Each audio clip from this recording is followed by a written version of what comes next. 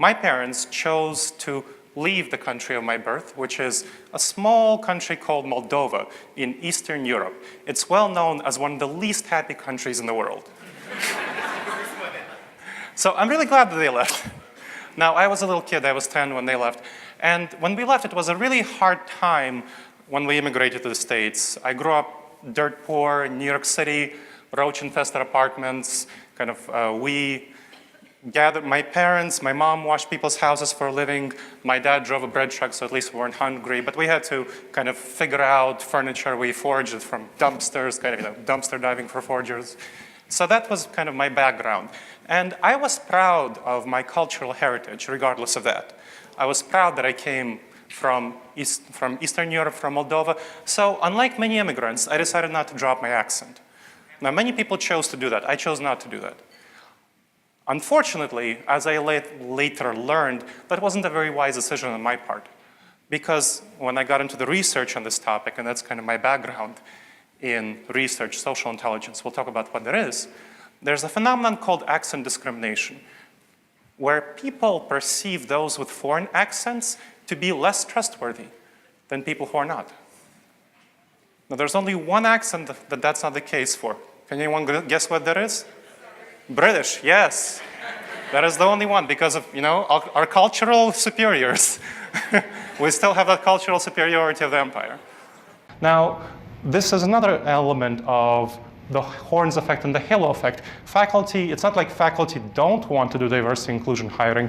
What's happening is that they want to retain their independence in hiring, and many feel that going to HR undercuts their independence, regardless of the fact that going to HR would help them do both, retain their independence while also improving diversity and inclusion. Now, there have been a number of success stories. So one of the people in this room, Robin, so if she would stand up, give her a hand, come on, let's help her stand up.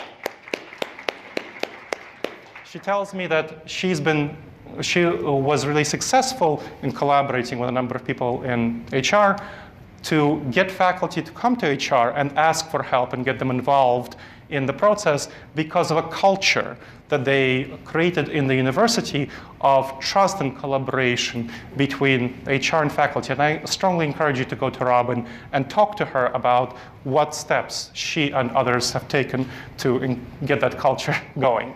We've had the great pleasure of working with Gleb. He's been wonderful to work with, easy to communicate with, helped us to work within our budgetary limitations, and helped us to be able to prepare effectively for our presentations. He worked with us collaboratively during the whole process before the day of the event to get feedback on what's important in HR and how there have been successes and where there are pitfalls. And he brought that to the audience and made the event great.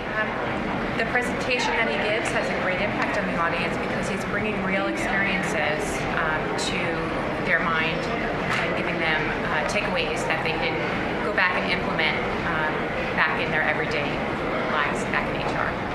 Gleb was very relatable. He communicated in a very clear and easy to understand way, very clear key takeaways that people could utilize in their personal life and as well as the campuses that they're supporting.